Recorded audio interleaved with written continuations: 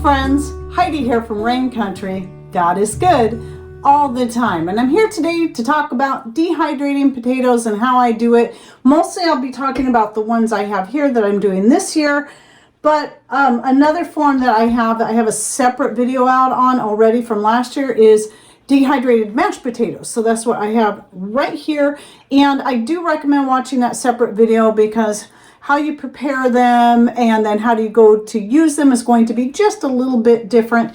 But I also have a video recipe where I made cold cannon using the dehydrated mashed potatoes. So you can see it's kind of it's more of a granulated form than powdered. Here's the thing about potatoes. Now there's a lot of things that you can dehydrate without blanching. In fact, I hardly blanch anything, but potatoes are one of those things that you really should blanch first, cook through somehow before you dehydrate, because if you don't do that, then your potatoes will oxidize during the dehydrating process and they will turn black. And it's just not very pretty. They'll still be good, they just won't look nice. So some people like to boil or steam their potatoes before they dehydrate them, but what I did was I decided to bake them first. But I'm sure that it's also going to depend on the shape that you want your potatoes in. Now I went with sliced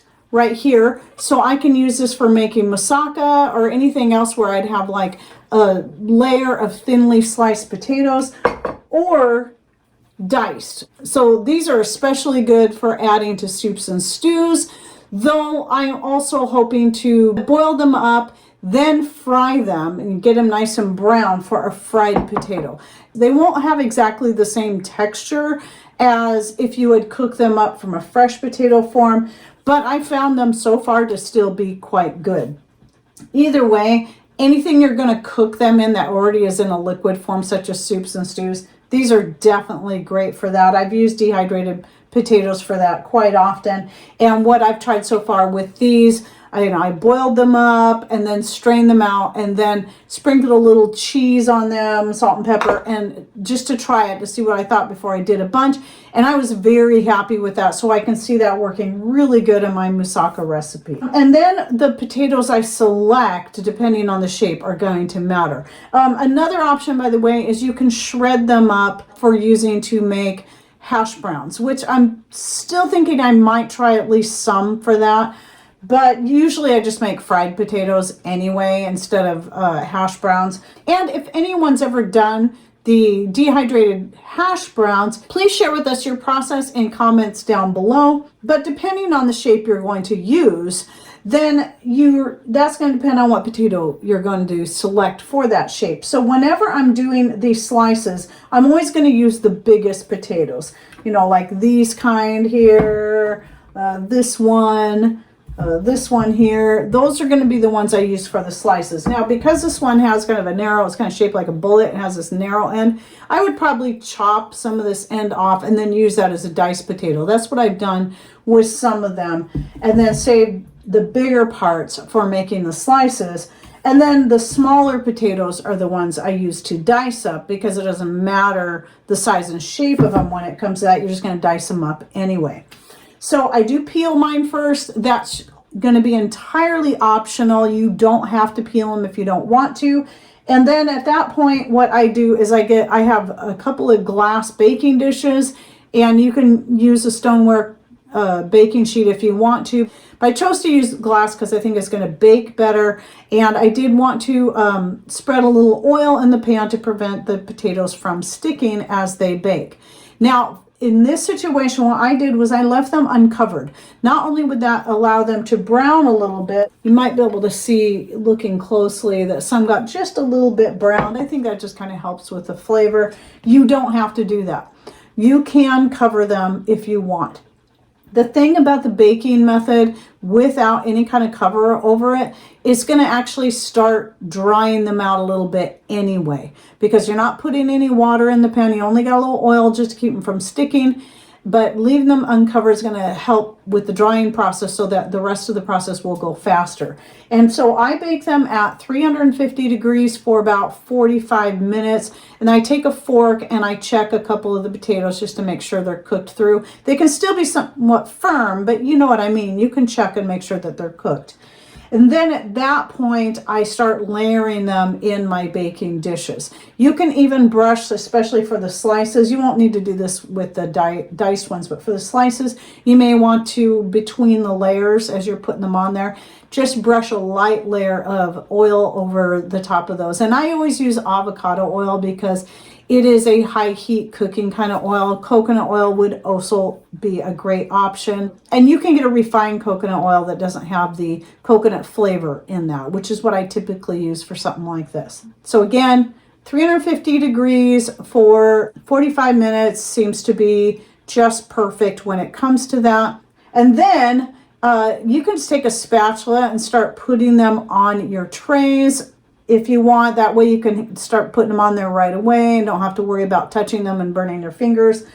And what I do is I did this all in my casoris, and I use cloth covers, which I just rip into shapes that are going to fit on my casori trays. This is going to help because some of them you're going to end up with little tiny pieces, and just to prevent it from falling through, having that cloth over there, you just want to make sure it's a nice thin cotton cloth. Old recycled sheets that are 100% cotton are perfect for this because they're already very thin and they're that nice breathable fabric, and that actually can help speed up the process rather than slow it down, and it just keeps everything contained and makes it easy. However, you want to know that these will stick to the cloth, but it's easy enough to pull them off. Usually the slice ones are the harder ones to pull off. The diced ones are usually pretty easy to get off there. The slice ones might require a little bit of yanking to pull them off there, but for the most part, it's very simple. So for the dehydrating, now how you set your temperature is going to depend on your dehydrator, how humid it is, and what exactly you're using. So whenever I'm using silicone, or when I was using plastic before they came out with the nice ridged silicone sheets, I typically won't go above 115 degrees with anything that has plastic or silicone, because I get concerned a little bit about the heat and then the possible reaction of that with the plastic or the silicone. And maybe silicone is going to be far safer than plastic. I recommend silicone over plastic any day. But anyway, I don't like to go over 115 degrees. But since in this case I was using 100% cotton cloth, I did not mind going up to 125 degrees so that they will dry faster.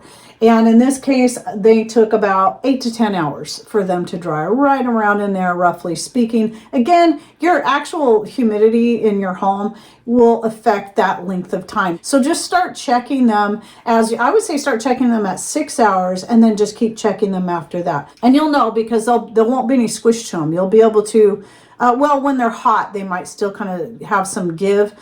But once they cool down, they should be pretty hard, like rocks, the diced ones. And the sliced ones, you should be able to just crack. And it's just like a, if you know those little shrimp chips, those Asian shrimp chips you can get, those things have a hard crack when you snap them. That's basically what the potatoes will be like when you do in the sliced form. And then here's a very, very important note that I need to put out there. And that is, what I discovered about the potatoes is that the dried potatoes, especially when you're drying them on 125 over instead of 115, is that they will hold the heat for a long time. It takes a long time for them to cool down to room temperature all the way through.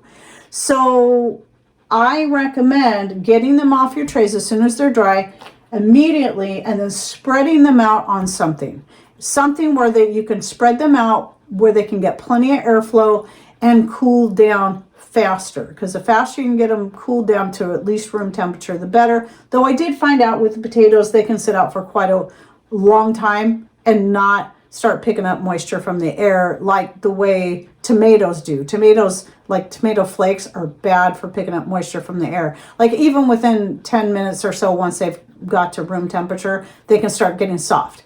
So you don't have to worry about that with potatoes. In fact, I'm pretty sure there was at one point I kind of forgot about them and they'd sat out for an hour before I got to them. And the reason I say that is because you can have your potatoes out and you might feel them, and they might feel, if you're just kind of running your hands over, touching them, you might go, okay, those are nice and cool, and you start putting them in your jar. But if there's still heat on the inside of those potatoes that maybe you didn't feel on the initial contact, what's going to happen is if you vacuum seal it up into your jars, they are going to sweat. There's going to create moisture in there. That's what causes sweat. This is why I don't do oven canning, because the heat can cause sweating inside the jar, which then can cause the items in there to spoil if left for too long. And I learned this because, and this is another important step, that whenever you're dehydrating and vacuum sealing anything, leave it out for at least a day, because there's going to be two things you're going to be able to check for. One is such as, I have something here, this one. This jar I need to reseal. Either I need to put on a different lid, but I did have it vacuum sealed yesterday, but it came unsealed. And so I either need a different lid, or it could be that my potatoes are just a little too high up and they're pushing against the lid, preventing it from getting a nice tight seal, or just, you know, after it seals, it's just the pressure against the lid of the jar causes it to come unsealed. So I might just, I'm going to try just the rearranging and see if that works. And then I'll leave it out for another day. And if it comes unsealed again, then I'll know it's probably an issue with the lid. And so, because I always use recycled lids whenever I'm vacuum sealing. And no, I don't use Tatler lids. I've tried them. The older Tatler lids did okay, but I still would lose a lot of seals on that. But the newer style ones that they have, they call it called Easy Seal. You might get them to last for an hour, and that's it, if they vacuum sealed at all. Those are only good for pressure canning and water bath canning, not vacuum sealing. So the metal lids, recycled metal lids, ones you've used a pressure can with before.